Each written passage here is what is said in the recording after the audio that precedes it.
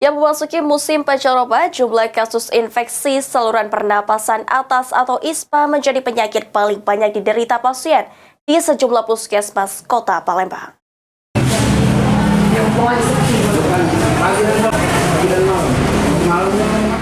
Memasuki musim pancaroba, infeksi saluran pernapasan atas atau ISPA menjadi penyakit paling banyak diderita pasien di sejumlah puskesmas yang ada di Kota Palembang. Disampaikan oleh Dokter Umum Puskesmas Aryodila Dr. Rianingsi, penyakit yang paling tinggi diderita oleh pasien di Puskesmas Aryodila yakni infeksi saluran pernapasan atas atau ISPA. Dikatakannya jumlah orang yang terkena penyakit ISPA sebanyak 247 orang. Dr. Rianingsi menghimbau kepada seluruh masyarakat agar menjaga pola asupan makanan dengan banyak mengkonsumsi makanan bergizi, serta selalu memeriksa ke dokter jika mengalami gejala batuk pilek yang tidak kunjung sembuh. Untuk musim pancaroba ini karena ada pergantian musim ya, jadi banyak pasien-pasien yang berobat dengan ISPA ya, infeksi saluran pernafasan akut. Itu penyebabnya apa aja, Dok?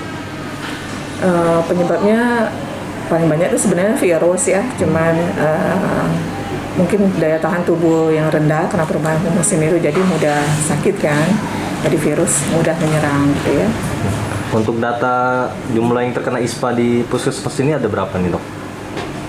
Kalau bulan ini 247 itu Oktober sampai November ini. Itu yang paling tinggi dibanding penyakit lain berarti, Dok ya? Untuk musim pancaroba ini. Untuk musim pancaroba ya, untuk penyakit-penyakit yang di musim pancaroba ya ISPA termasuk tinggi. Tapi banyak penyakit yang lain, misalnya penyakit tidak menular itu hipertensi, DM juga biasa kunjungan kita tinggi juga itu. Untuk himbauan kepada masyarakat, Dok, agar mengantisipasi penyakit seperti ini, Dok?